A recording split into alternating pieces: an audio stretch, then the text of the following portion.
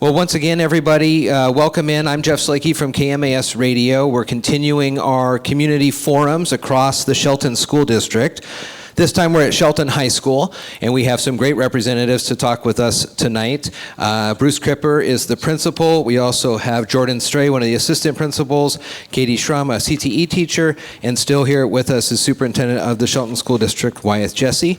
We have a good audience here tonight. If you have questions, you can fill them out over there and get them to me, and we'll go through it. Otherwise, this will have a similar feel to all of our other conversations we have, just a good opportunity for the community to get a better understanding of the Shelton School District and Shelton High School. So Bruce, we'll start with you as the principal overall for the high school. Kind of just give us a rundown of the teachers, the number of students, the number of teachers, the student body, things like that here.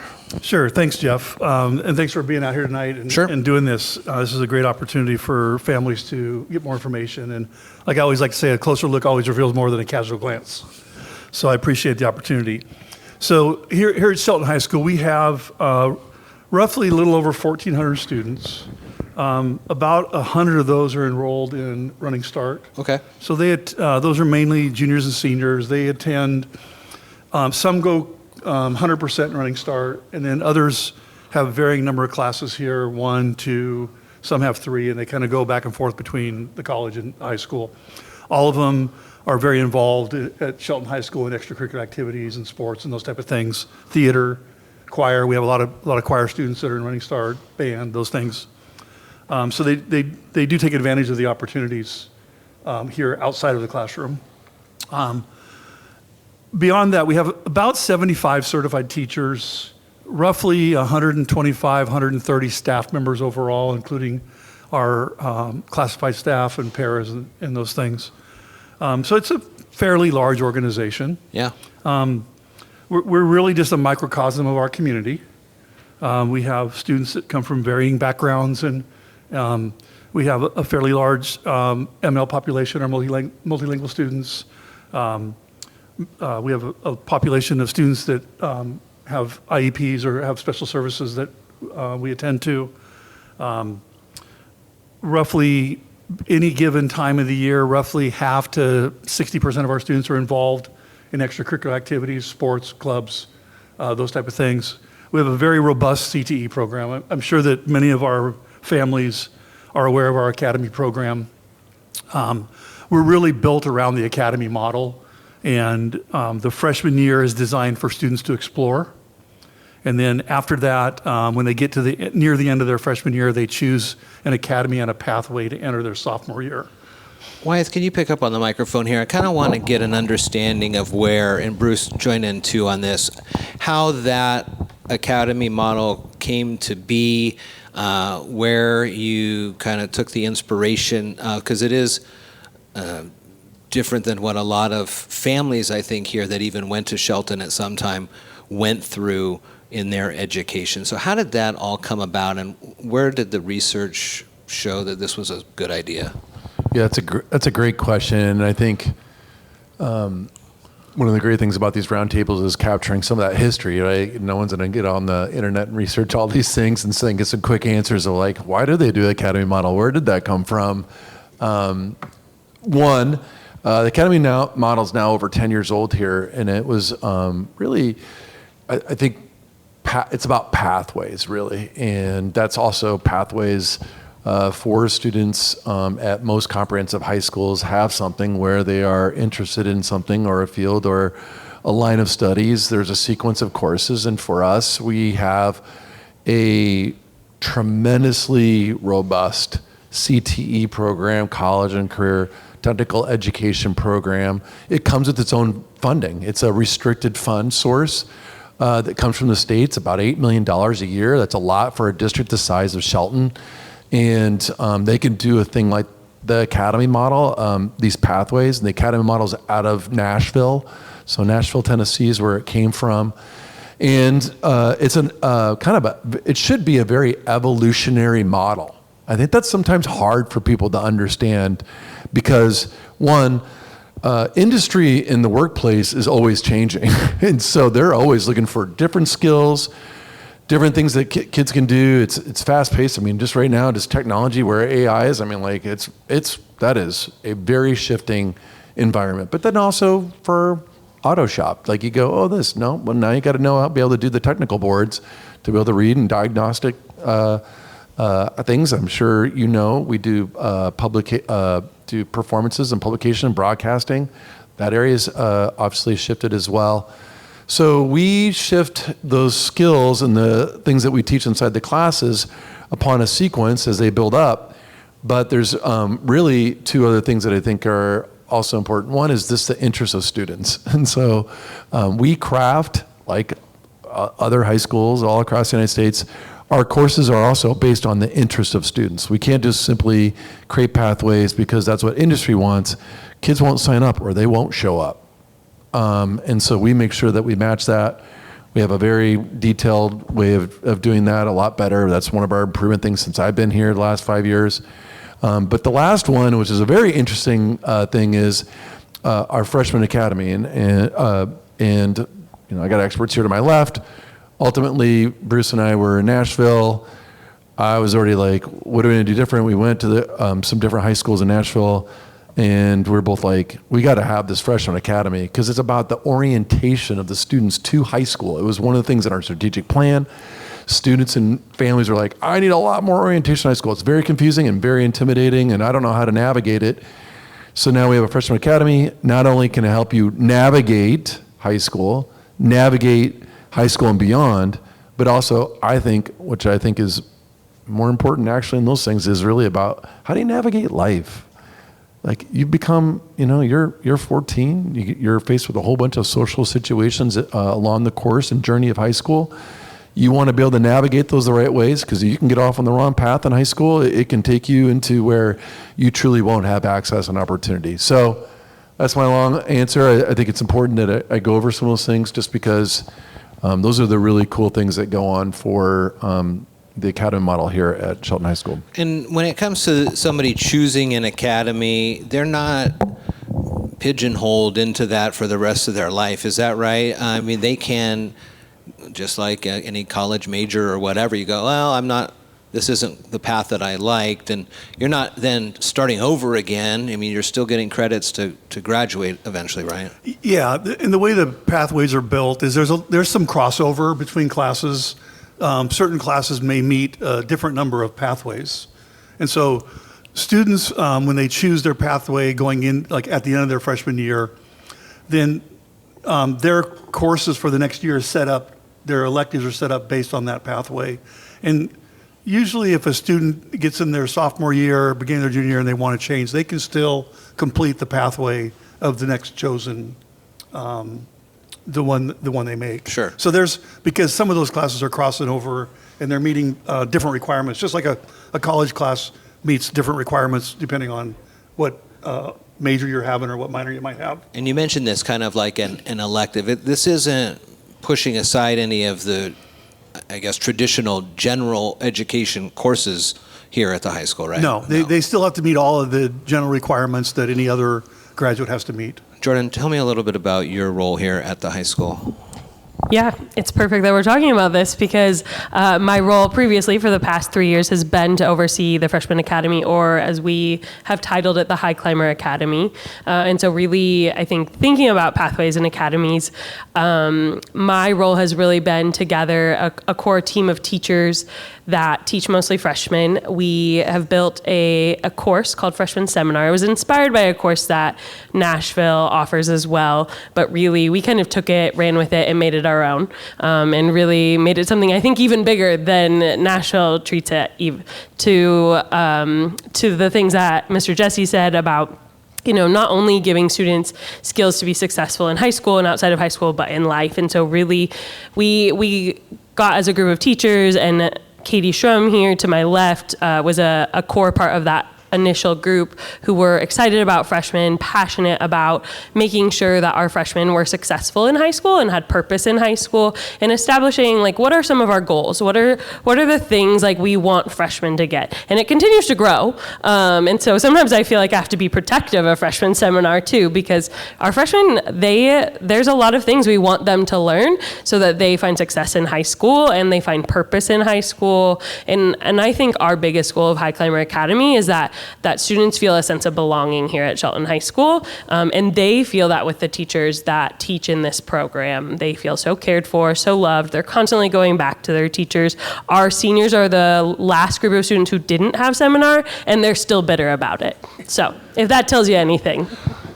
Good crowd here tonight. Again, if you have questions, you can write them down over there, and we'll get to those as we move through the night. So we've talked a lot at the different schools.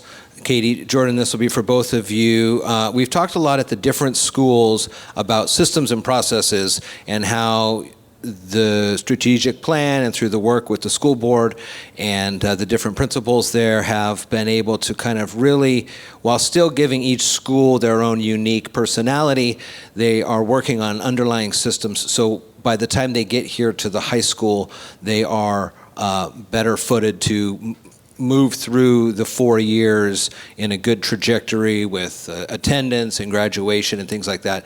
Talk to me a little bit about what you see as those systems have come in and online, how the freshmen coming in are able to get involved and be integrated with the school programming. Yeah, absolutely. Thank you, Jeff. So when our freshmen come to us, they are truly, I mean, they're 14 and 15, right? So they're young, but they're actually really prepared because at the 8th grade level, they are really informed about what seminar is, but also what the high school is going to be. And then we, as a team, put together freshman orientation for them. So before classes even start on campus, we bring just our freshman class on, and we show them where their classes are going to be. We walk them through their mock bell schedule and their day, and introduce them to their advisory teacher and to their seminar teachers, just to give them just that little bit of a head start and help them to be fully prepared. So then when they do enter their classes, they have that familiarity. And seminar really helps to back that up. We like to say we teach them how to high school. But even more than that, we're teaching them about our high school. And like Jordan said, they are our High Climber Academy. We didn't want them to come in feeling separated out as the freshman class. We want them to know you're high climbers now. And so we put together then the freshman seminar curriculum and everything that builds around exploring our academies.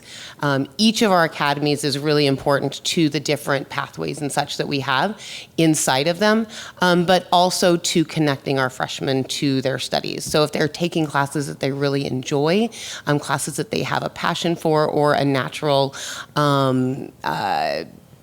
talent in, then they're going to be way more interested in those classes and in their other classes as well.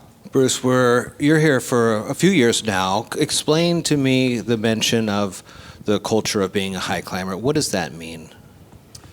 Yeah, so it's interesting because I guess I have a little different perspective of it because I was an outsider at one time. I will tell you that this community has been nothing but welcoming to me since I got here.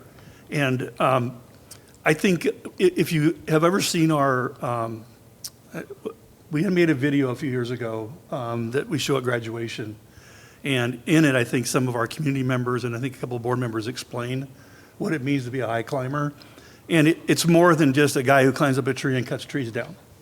It is a true, like almost like a being. It's like you're something special because that particular job in the forest industry is dangerous. It takes a high level of skill. It takes dedication and passion. And I think that's what describes what a high climber is. And that's what describes what our students are, what our staff is.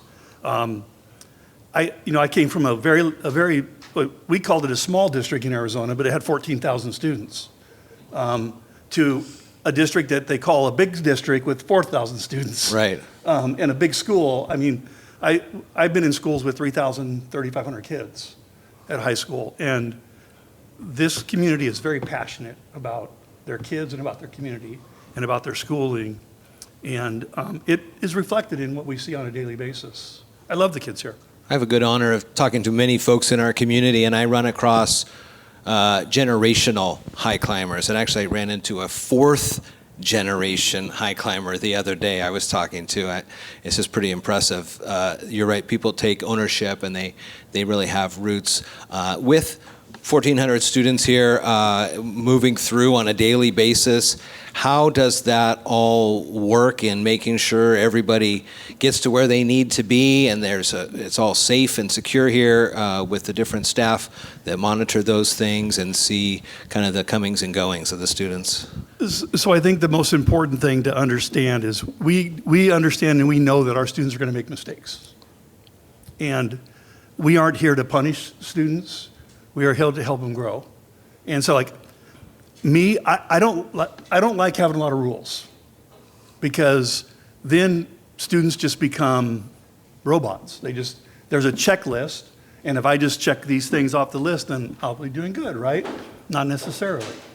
Like, students have to know how to get along with others. They have to know how to communicate. They have to know how to manage their time. And you can't teach them those things by having 10 or 12 different rules. They have to experience it. And our job as educators is to redirect students. Yes, there are some things that students get held accountable for, and they may not be here for a few days. That happens. But it's our job to make sure that when they do come back, they can integrate back into school, and they can grow from that experience. If a student just keeps making the same mistake over and over, we're not doing our job right. We have to be in a position where we're helping our students learn from their mistakes. And so there's a lot of freedom here. It's organized chaos at times, and especially like on a Wednesday with advisory class. Like, kids can travel at times, and they can go see other teachers and get help. And when you have 1,200 kids walking around, it can be intimidating for people that aren't used to that. But that's how people grow. Like, you put parameters in, and like I kind of like to say, you put the fence around them and let them operate within the fence. But we can't just have so many rules that kids can't make decisions on their own. Airline pilots have a saying that judgment comes from mistakes, and good judgment comes from learning from those mistakes. And so you just have to let kids have to experience life. They have to make some mistakes and learn from them. And over the course of 4 years, it's amazing how much growth you see in students. Like I don't know if I could work any lower level in the high school, so I'm scared of those little kids. But the amount of growth you see from a 14-year-old to an 18-year-old is like, you can actually see it. And that's what's really fulfilling about working at high school. One of the rules I think that has been enacted here and across the district is a new cell phone policy. All three of you, if you can, just riff on that a little bit. Tell me how that's going, how we're in the second half of this year here now. Folks are back from break, and I think studies and research that I've looked into on this, so when it's gone, obviously there's less distractions. That's kind of a no-brainer. But when it comes to engagement and connectivity and reduction in bullying, I mean, all of that kind of stems from the ability to post or not post quickly. What's it like here? Well, I'll start off with a kind of an overview. Morale is always highest in the general's tent. I get that. So I think it's going great. Sure, sure. But I understand the realities of it too. And overall, we're seeing, to be honest with you, the biggest difference is we're seeing more kids have conversations with each other. If you go into the sub during lunches, less students, even though they can use their phone, less students are on their phone. And in the beginning, it's like anything else. You have to be really consistent for about the first 2 weeks of school. And if you are, then you can set the tone, and everybody understands what the expectations are. And we did that. I was averaging about 18,000 steps a day, going and getting phones from teachers. But that lasted a week to 10 days, and then it cooled off, and kids understand the expectation. And they're young; they're going to challenge the status quo too.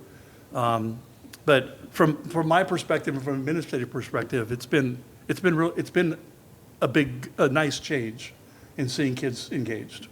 But I think Katie, from a classroom perspective, can probably give you a little more on that. Please. Absolutely. Well, and I honestly think that I am probably in the best position because our freshman class, they're used to this, right?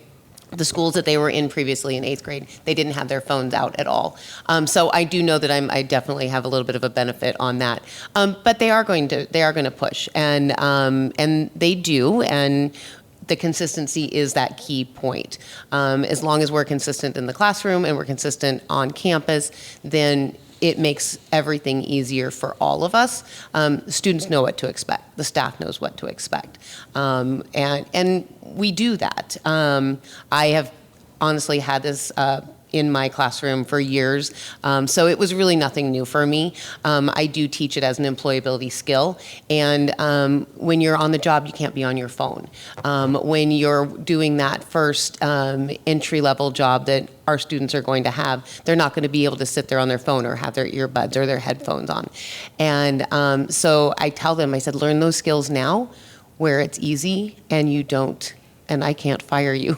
Sure. Because when you're on the job, that is going to be what's going to happen. You're going to end up losing your job, or you're going to get reprimanded for it. And it will be far more detrimental than having to put your phone away or lose your phone for the day in high school.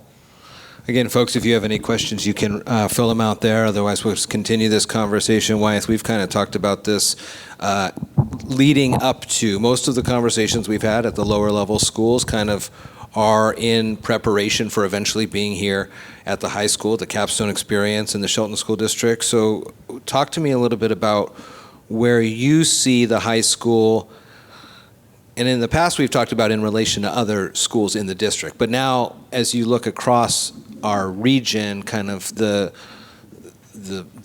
highlights that you recognize here at the high school compared to when you talk to other superintendents that you know around here. The things that the staff are doing great, the students are understanding and moving forward with. Yeah, so,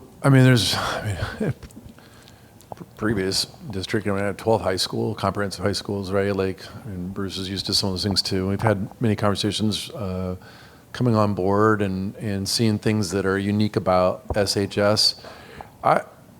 The school has changed a lot. This school has undergone a lot of transformation. Started well before I got here. Since I've been here, the A building here, in and of itself, it's now become, I think, a great, nice central hub. Kids love coming here, even during lunch, maybe when they're not even supposed to, but they do congregate here. You got an amazing mural that I saw last week when I was here doing my walkthroughs. And I get in a lot of classrooms and see a lot of things. And it's just really a point of change. Like, some high schools don't change like hardly ever. So, and I think the thing that the staff, the students, the community should be very proud about here at SHS is that it is a school that is responsive to the needs of students. It has gone from a place where I think some kids had a hard time engaging with this school and in the population. There was a lot of places where kids couldn't even be around each other. I think some of the relations with them, some clubs they just weren't wanting to participate. And since then, it's, brimming with activity. It's has all sorts of choices. It's the academy model. It's now the college and the high school that's here where you can get credit. It's extra mental health support for students who need it, where kids are like, what? We got mental health support too? What? Yes, you do. It's available to you. The football team and the girls basketball team, the athletics here, swimming, I can go track. I just kind of go on and on. Like, this is a place where winners come to win. This is a place where you have access and opportunity. This is where you're accepted for whoever you are.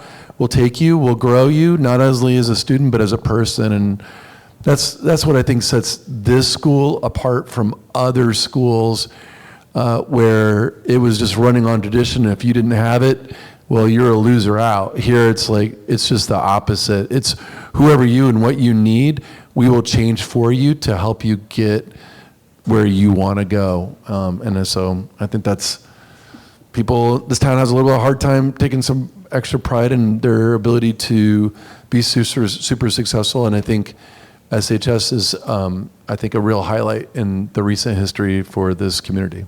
So we're in the second half of the year. The Freshman Academy model is moving, and soon they'll be deciding the pathways to go as they become sophomores.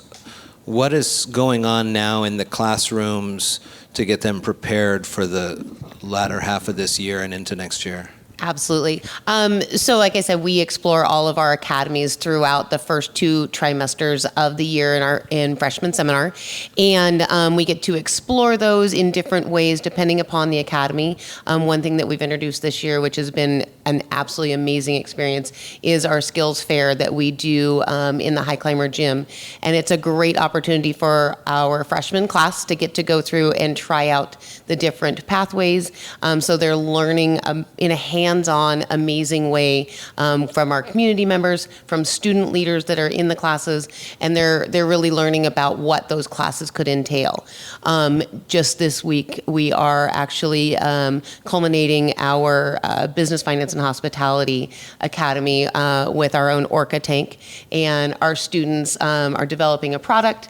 They are then going to pitch that product to a panel of pod investors, I believe.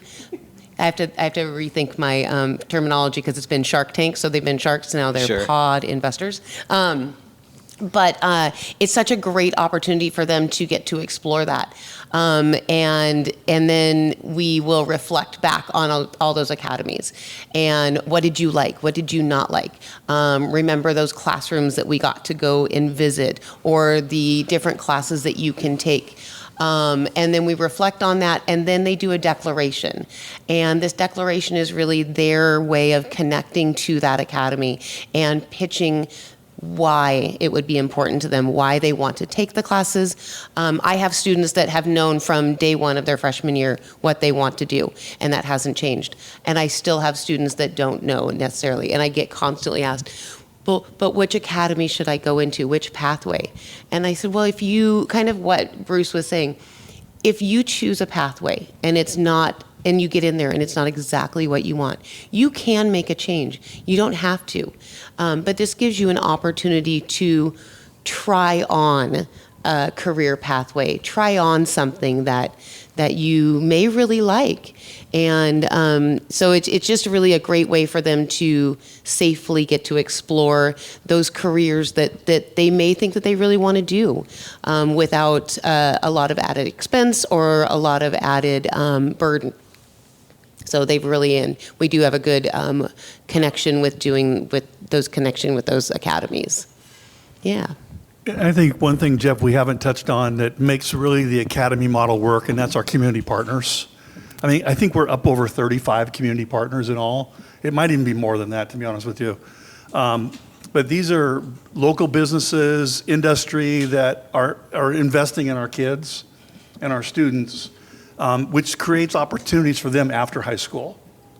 It used to be where students, like, you either went to college or you went to work. Like, that was the model when I first started in education.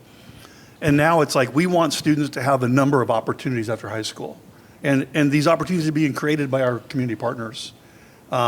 Many of them, they'll pay the students tuition or college as long as they come work for them. And so it's just a lot of, for a community that I would say this small, having that number of community partners just shows the commitment that the community has in our young people. And because, like I like to say, they're going to be your neighbors one day, and we want them to be contributing members to society. And the community has really bought into this model also.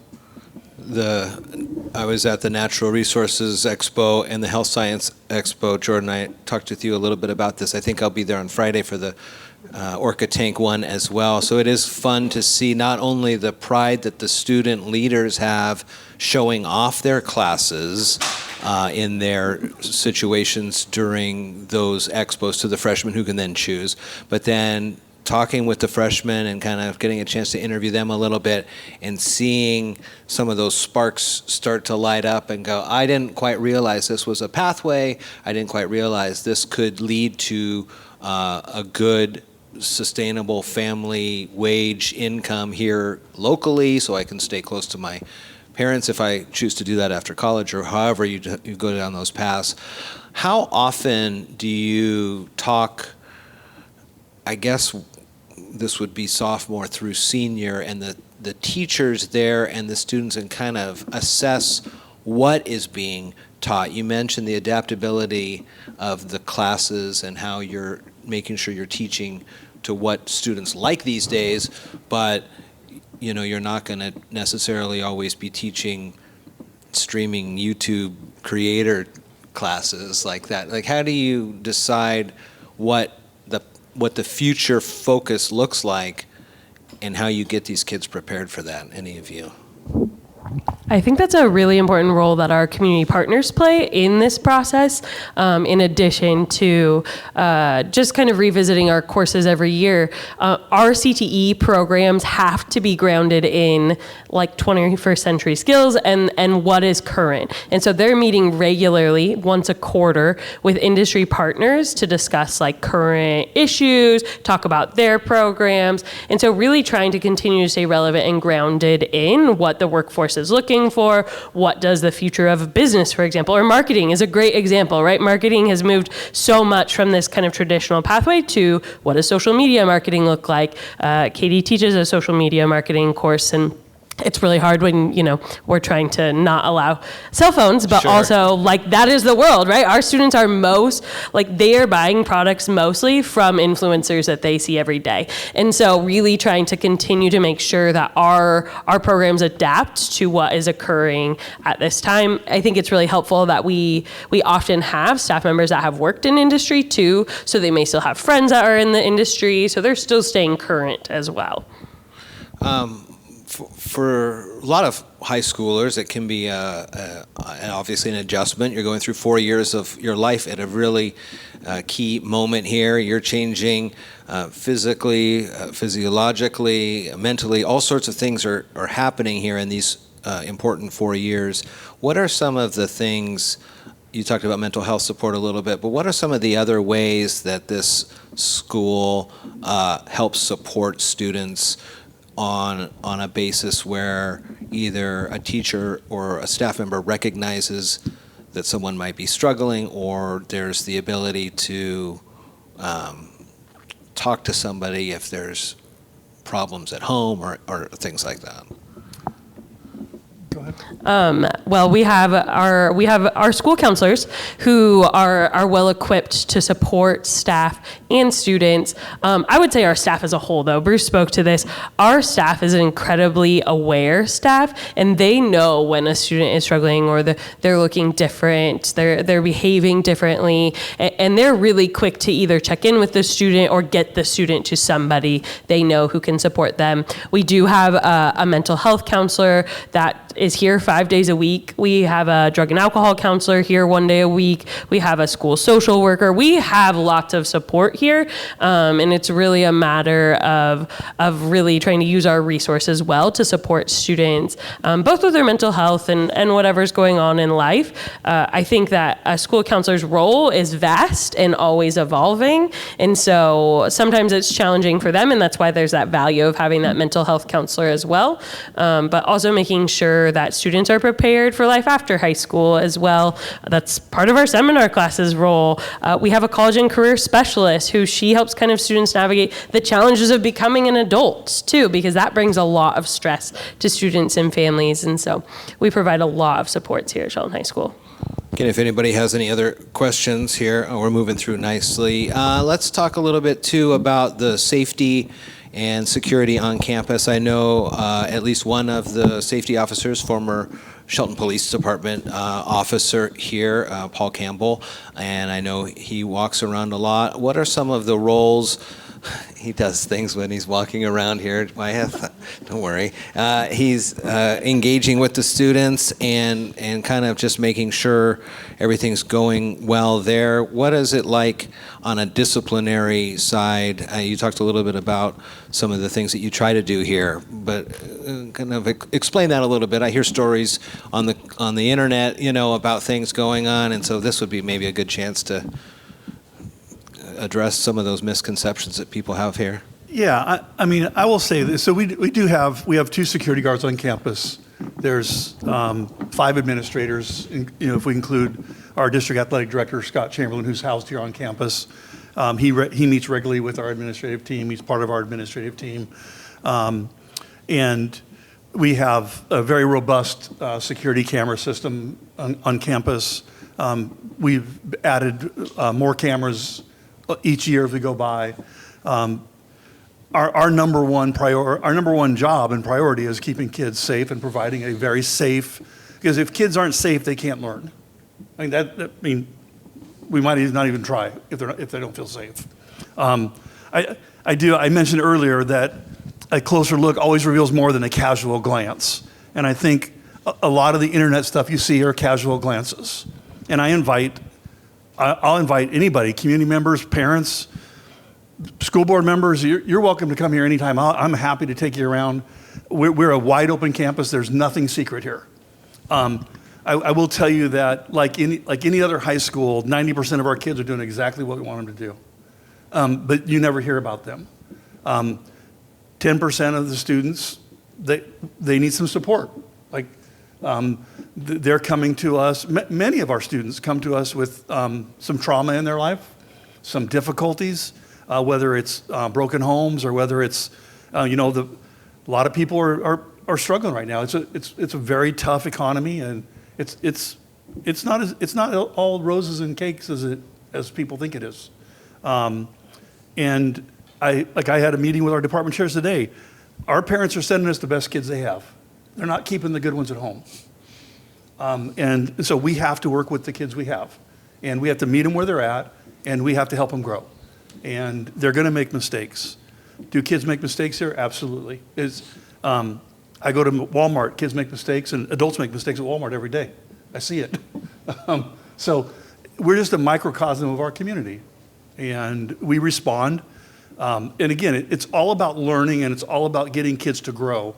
And if you don't let kids, obviously we don't like to let kids make mistakes, but if we don't allow them some freedom and the ability to make decisions, then they're not going to grow. And when you allow students to make decisions, sometimes they make bad decisions, just like many times adults make bad decisions. We talk about this the last couple interviews you and I have had on this topic on how you and the school board talked about this and worked through this on the strategic plan and things like that. It's all kind of part of the educational process. Yeah, we have 4 priorities within our strategic plan. Those are the things that were identified by the community. Over 500 individual pieces of came back on our survey. Over 1,000 people actually participated overall through the focus groups in the surveys, and the information that we received to generate it. And safe and welcoming environment was one of the things that came away. It's the work we keep talking about. It's the like security and cameras, and some of the pieces even around mental health and counselors. There's some of it can sound reactive to a lay person. Didn't have kids right now in school. Could sound kind of reactive. We do a ton of prevention, and that work starts all the way from preschool. It builds itself up. We have to teach those social skills. We have to teach the academic skills. We have a number of activities at the younger grade levels, and then we have them here. We want to engage them. They get a chance to get off their cell phones. They get to talk to one another. We try to pull in the parents and the families, and as Bruce said, there are things that are going on in kids' lives and have. And so I can't think of anyone else that's going to hold nearly the responsibility that we do to help shape all those things day in, day out. I'm sure they have a million stories about something that happened over the weekend. They call them up and they go, could you deal with this? Could you help us on this? That's not our legal responsibility. We have to actually watch how we get involved in some of those situations.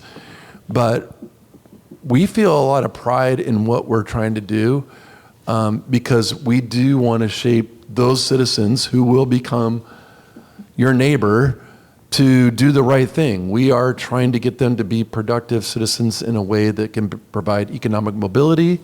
They can most certainly make good choices, help lift up others. And I think that's gotten away from what public education does because I think sometimes people assail us when they have the quick glance. They put the things out there, I can't believe this behavior. And I'm like, I think one of our student reps said it best. He's like, it's all good until it's your kid. How come everybody else is trying to say that kid's a really bad kid, but until it's your kid? And so that's for us to pick up whoever, again, walks through the door, and for us to help shape them into the best person we can. One of the ways that I see a good opportunity for kids to get a positive outlet on campus is through the different, you mentioned athletics, but also the clubs and organizations that are here.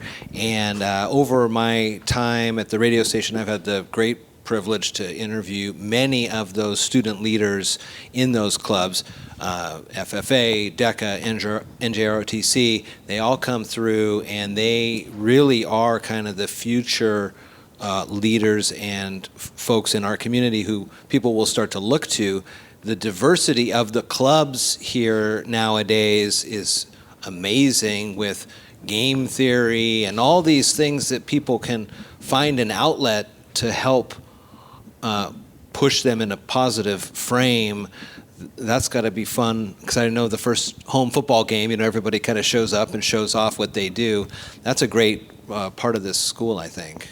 Yeah, I think one of our, as Wyeth likes to tell us, it's our business to know our students' stories, strengths, and needs. And I'll say it, kids, many of them come here for the other stuff, the extracurricular. That's what connects them to their classes. Sure. That's what connected me when I was in high school. And so by offering a wide variety, and again, it comes down to student interest. We're always surveying students about what they're interested in, how to start a club, what's the procedure for starting a club if you want to start a club. You hook them on those extra things, and then they do better in classes and they become more engaged in the classroom. They want to be here. They want to be here, and they have an ownership in the school. And what makes that work is that, like, Katie helps coach swimming, but she's a freshman seminar teacher too. So they're like, wait a second, I just saw you at the pool. And so they see Katie as a person and not just a teacher.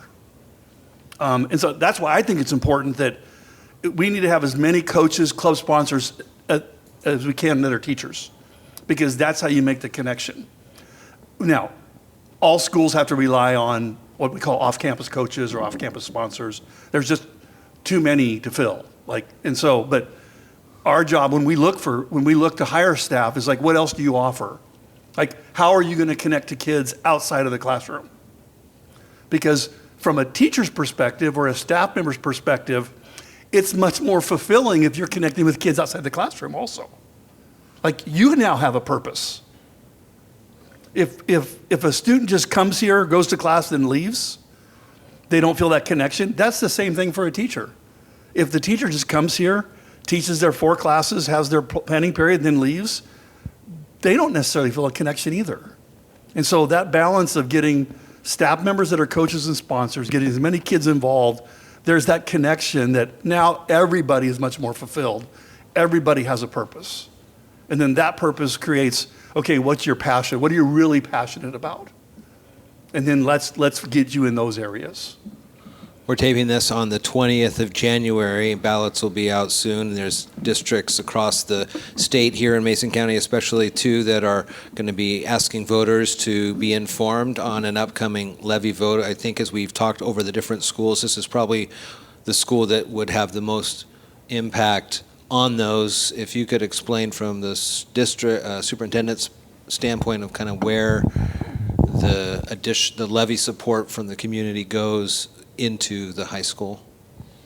Yeah, again, the levy coming up for February 10th, that's, you're talking about 12, 13% of the district's budget comes from the levy, and the monies we get back from Olympia. For us, that would be all up and down this entire school. It's a lot of activities. Like these folks know that, the staff know that, they know that looks, it's part of everybody's salary, but the things that end up getting when you have to, if you don't pass a levy, the things that have to get turned on itself are the pieces that our administration, counselors, mental health therapists, security, and athletics. Those are the things that get cut because the state's requirement for 24 credits, that's going to hold, and our needs for kids with special needs, those are going to take the first take of where the money, whatever is left over, to fund those particular services, because again, those are state law, and that's what we have. And then you do the best you can after that, and that's the tough challenge of it. So that's heavily felt, really heavily felt at a high school.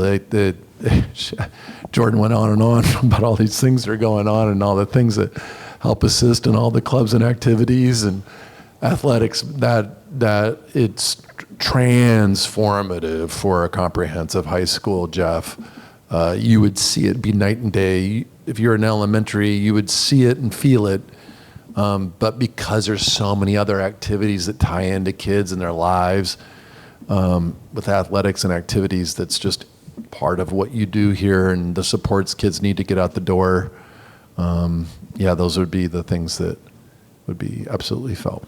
The second half of the school year has started, and what are some of the things that you want to see by the end of the year? Some goals for the high climbers, some goals for some of the athletics, the clubs, the activities. Like, I know that some DECA students just presented at the school board, and they're at state, some looking at nationals and things like that. It's pretty great time as you start to wrap up the year.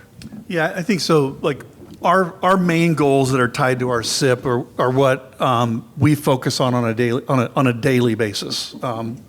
We are looking at data almost every day with regards to our freshmen and our attendance. So our freshman success goal, we know that, and research clearly indicates this, that freshman students that earn 6 credits their freshman year are much more likely to graduate on time than freshmen that don't earn 6 credits. So before you go on any further, 6 credits, so to graduate here, it's 24 then? 24, yes. Okay. So you can actually earn, with our model and our trimester system, you can actually earn 7.5 credits just in a normal school day here in high school, a year. And so, but we know that if we can get our freshman students earning 6 credits their freshman year, then their path to graduation is much easier than somebody who doesn't earn 6 credits. Because now you're talking about, well, what did you fail? What classes do you have to retake because they're graduation requirements? So when you're retaking classes, you're not taking classes that you actually need. And so we have a very robust system in place to monitor our freshmen. We have a list of freshmen that need support that we are supporting on a regular basis. Our data clearly shows that when we connect a student with a mentor, with a case manager, or with an adult that they know cares about them and monitors them, that student responds in a positive manner. We also know that students that attend school on a regular basis do better.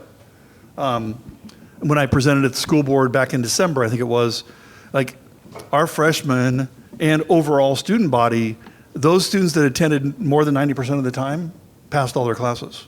Like 94, 95% of them passed all their classes. When you start getting below 80%, there's a huge difference in the number of credits earned for students. We have 2 interns that are doing their admin internship, staff members here, and they're tasked with having attendance meetings, contacting families, finding out what the roadblocks are, If we can get parents here on campus and have a conversation with them, their students' attendance improves. And so the focus is getting families here in front of us so that they can see what all is offered here, what opportunities their child has. So those are the two main things we focus on. But I would also say that continuing to offer our students opportunities. I will tell you that we took our girls and boys basketball team to Alaska right before Christmas. And some of those students had never been to Seattle before, never been on a plane, let alone all the way to Alaska. It was 7 degrees, 3 degrees, whatever it was, but it was cold, but they all made it back. Those opportunities don't exist if we don't have the resources to do that. We have, this year, we do a readathon every year. In the first trimester, our students read 145,527 pages in 60 days. And the staff weren't quite as good. They were at 55,000. That's still pretty good though. But focusing on literacy, I think, and Wyeth says this best, like when you can get kids to read and get kids engaged in reading, it helps all subjects. There is reading in every subject, believe it or not, even math out there. And so the work that our ELA department has done, the 9 teachers in the ELA department, the support they get from the district staff, that is paying dividends for everybody. And so continuing to see that work, and also just continuing to help our students grow. And like I said, we have some basic parameters, some basic, I don't like calling them rules, like nobody likes having rules, right? Some protocols in place that we expect of students. We communicate those. You probably saw walking up the stairs, you'll see some of our expectations we have in our common areas. All of our expectations are posted around school. Teachers have them posted in the classrooms. They're posted in the sub, what we expect of students. And that's what we go back to. So if somebody's not meeting the expectations, now, when somebody puts somebody else in danger, that has to be dealt with, obviously. But we go back to, here's the expectation. And then it's our job to figure out what support they need to meet that expectation. We can't just say, oh, they're 15 years old, they should know better. That doesn't help anybody. And so just continuing to see our staff, and it's been a big change. It's, I like to say that everybody's went to school, right? And so everybody thinks they know how it should be run. And that's fine. I welcome input from family members and community members, but time, as Wyeth said, times change. And kids don't respond to the heavy-handed, you're suspended for a week, 10 days. I did that when I first got here. That's the model I operated on for 25 years. And you have to change. That doesn't work with kids. And we're seeing kids respond to it. Kids know that, hey, they're going to have a little bit of voice in something, and it's going to be a conversation, and we're going to figure out what works for both of us. What can I live with as the principal, and then what can you fulfill? What expectations can you meet? And if you can't, how do we support you? So just continuing that work. It's a never-ending process. Long after I'm gone, it'll still be working on it. At least I hope. So, yeah. We have one more of these forums, February 3rd, where we'll get a chance to learn more about Choice and Cedar High Schools here in the Shelton School District. You can go back on the KMAS podcast and find all of the conversations from all of the schools across the district, including this one will be posted as well, so you get an opportunity to share that out. I thank everybody for being here, Katie, Bruce, Jordan, and Wyeth, for your time and getting a better understanding of what happens here at the high school, and thanks for listening, and thanks for being in attendance.